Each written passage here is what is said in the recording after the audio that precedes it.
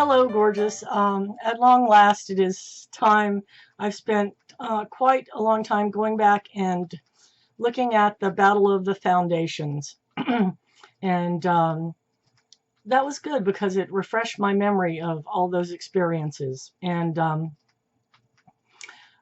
Kathy A. had suggested that I list them, the names of the various foundations on the screen.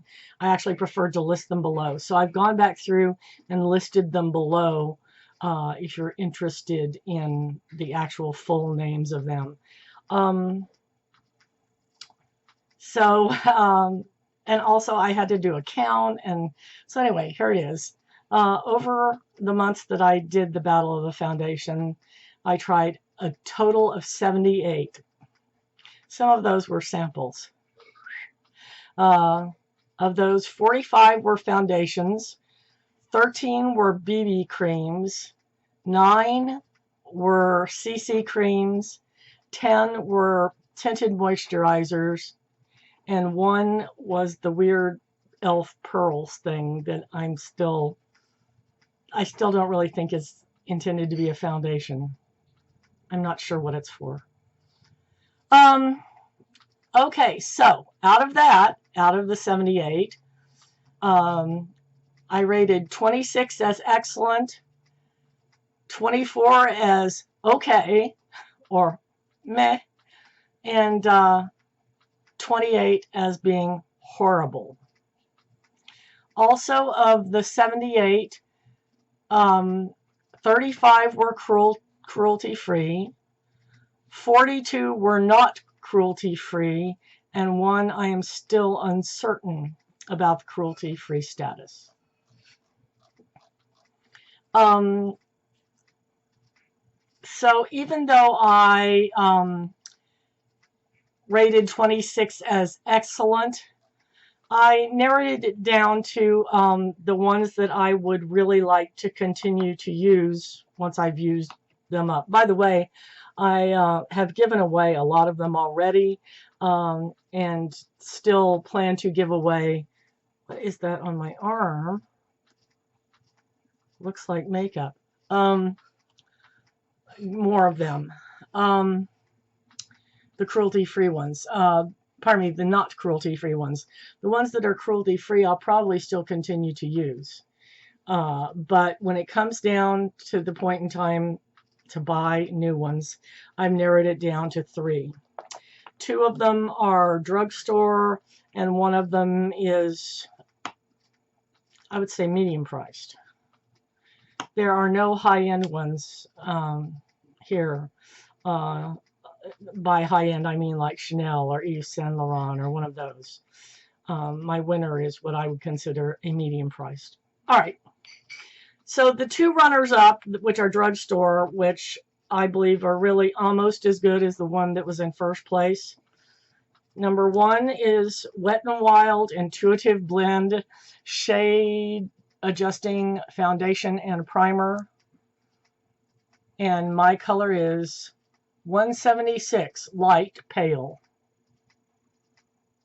And this has little kind of granules in it that apparently adjust to your DNA or whatever. I don't know. It works and it looks beautiful. And this is probably $2 or $3 at Dollar General. I would call this one in a tie with that. And this isn't available at my particular drugstore, but I think at many drugstores you can certainly get it online. This is Alba Botanica Even Advanced CC Cream Tinted Mineral Perfector 6-in-1 color correction. My color being light to medium. That was also just nearly perfect. I mean, these are really, really good. Almost as good as the number 1. That's why I'm saying these are really, really good. And you know what I mean by really, really good for me is that not only does it not creep into wrinkles and lines and pores, but that also it becomes one with my skin.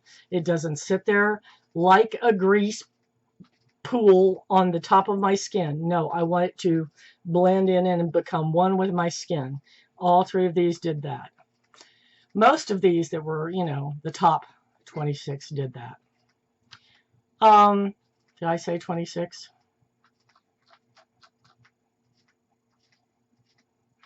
Yes, the top 26 that did that. Anyway, okay, so now for the winner. And I'm kind of not really surprised, because this is one I'd been using quite a bit, because it was one of the few that had been working for me before I started the battle of the foundation. So here it is. The Tarte Amazonian Clay Full Coverage Airbrush Foundation. My color is fair to light neutral. And it's one of these. And that's a powder. And it is best used with this brush. I've tried other brushes. It doesn't really work with other brushes. So you do have to spring for the brush. Unless you buy it, you know, together. Which I think I did when I bought it. But you just dip the brush in and just, you know, rub it in. So, I love this. I guess I will put below the entire list. Y'all want that? Is that weird? Well, why not? I will post the entire list below, broken down by the ones I used and how I rated them. So I hope y'all enjoyed this. I learned so much. I learned that exfoliation is everything if you really want your foundation to look good, because there were those that, you know, I tried that didn't look very well, but if and I hadn't maybe exfoliated in a day or two, and I went back and exfoliated and tried them again, and they were improved. So I think I've learned that. The main thing I learned is that no foundation is going to work if the canvas that you're putting it on doesn't work. So you really have to keep your face in optimal condition at all times. You really do have to mainly stay on top of the exfoliation, but also tone and moisturize and try to conquer all your dry spots and all of that. So yeah, if you have any questions or comments, please put them below, and I will list all this below. I think you might find it interesting. But anyway, that's my top 3, and yeah, I'm sticking with it. That's it. Those are the ones. Love y'all, and the Battle of the Concealers will be starting probably in a week or 2. Love y'all. Bye.